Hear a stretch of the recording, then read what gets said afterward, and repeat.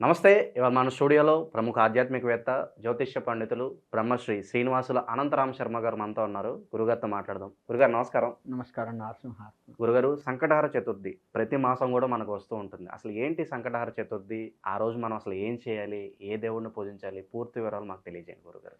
మనకి ప్రతి నెల 2 చతుర్థులొస్తాయి. అంటే 2 చవితులొస్తాయి. ఒకటి శుక్లపక్షంలో వచ్చే చవితి. ఇంకోటి కృష్ణపక్షంలో వచ్చే చవితి. అంటే పౌర్ణమి తర్వాత వచ్చేది, అమావాస్య తర్వాత వచ్చేది. ఈ 2 చవితులు అమావాస్య నుంచి పౌర్ణమి మధ్యలో వచ్చే చవితిని ఇష్ట చవితి, కామ్య చవితిగా చెప్తూ ఉంటాము. తర్వాత ఈ పౌర్ణమి తర్వాత అమావాస్య మధ్యలో వచ్చేటువంటి చవితి ఏదైతే ఉందో దాన్ని సంకటహర చతుర్థి, సంకష్టహర చతుర్థి ఈ విధంగా చెప్తూ ఉంటాము. ఈ 2 చవితులు కూడాను వినాయకుడికి అత్యంత ప్రీతికరమైనటువంటివి.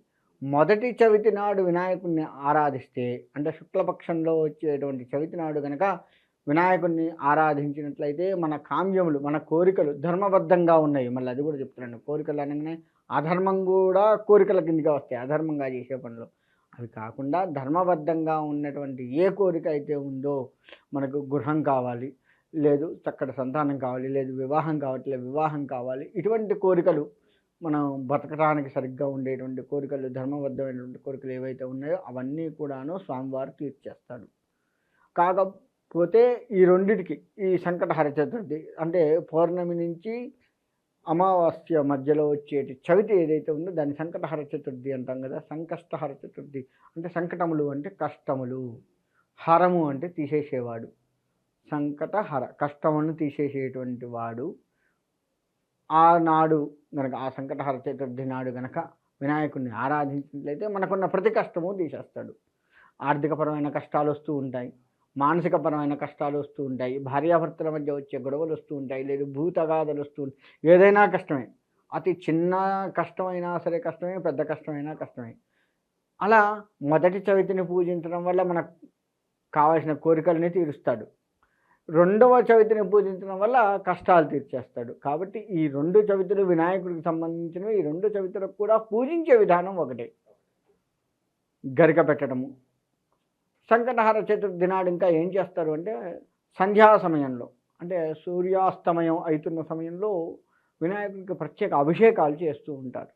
ప్రతి దేవాలయంలో వినాయకుడు ఉంటాడు. ప్రతి దేవాలయంలో ఈ సంకష్టహర చతుర్థి చేస్తూ ఉంటారు. ఆ అభిషేకంలో పాల్గొని ఆ స్వామివారికి చక్కటి ఎరుపు వస్త్రములు స్వామివారికి గనక కట్టించినట్లయితే ఇంకా బాగుంటుంది. ఆ విధంగా అభిషేకంలో పాల్గొని ఆ స్వామివారి ఆరాధన కనుక చేసినట్లయితే కష్టాలు తొందరగా తీరుతూ ఉంటాయి. ఎరుపు పూలు, ఇంకా చెప్పాలి అంటే మల్లెపూలు అన్ని కాలాల్లో దొరకవు. దొరికినప్పుడు మాత్రం వినాయకుడికి మల్లెపూలు అంటే బాగా ఇష్టము. ఆ మల్లెపూలని కనుక స్వామివారికి పెట్టడము. గరిక అన్ని కాలాల్లో గరిక దొరుకుతుంది కాబట్టి గరికని 11 గరిక పూసలు కలిపి ఒక కట్ట కట్టి, అట్లా 11 లేదా 21 కట్టలు కట్టి మాలగా వేయటమా లేదా ఆయన పాదాల చెంత పేర్చడం చేసినట్లయితే కూడా ఆ గరిక అంటే కూడా ఆయనకు బాగా ఇష్టం. ఆ గరిక ఆయన పాదాల చెంత పెట్టడము లేదా మాల వేయటం వల్ల కూడాను ఆయన కష్టాలు సంతృప్తి పడి కష్టాలను తీరుస్తాడు.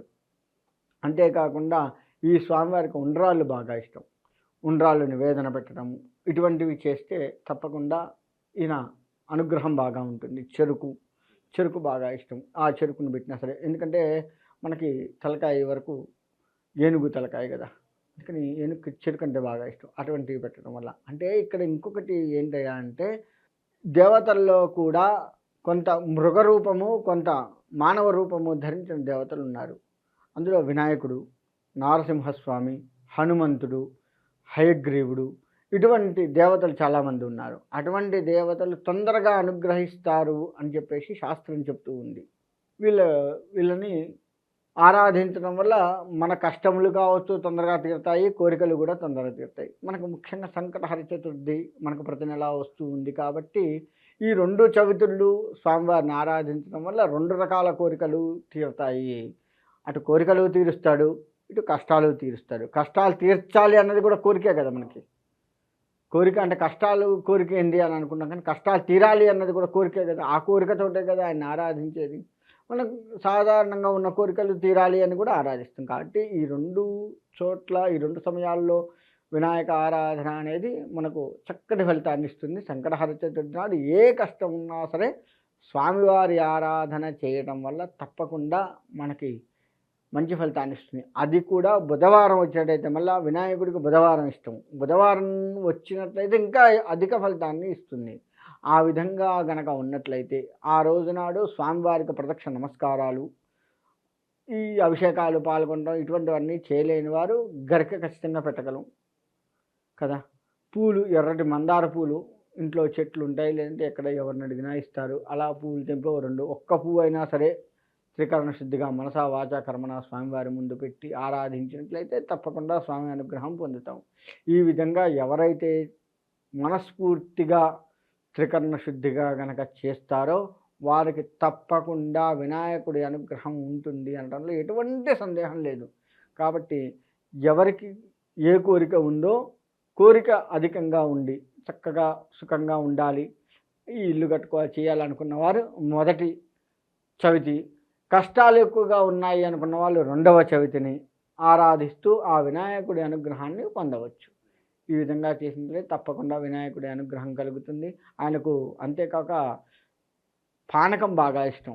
పానక అభిషేకం చేసిన, అంటే బెల్లం నీళ్ళల్లో కలిపి దాన్ని పానకంలాగా చేసి దాన్ని స్వామివారికి అభిషేకం చేయొచ్చు. ఇంట్లో అయినా సరే, చివరికి ఇంట్లో చిన్న వినాయకుడి ఫోటో అయినా ఉంటుంది, లేదంటే విగ్రహం అయినా ఉంటుంది.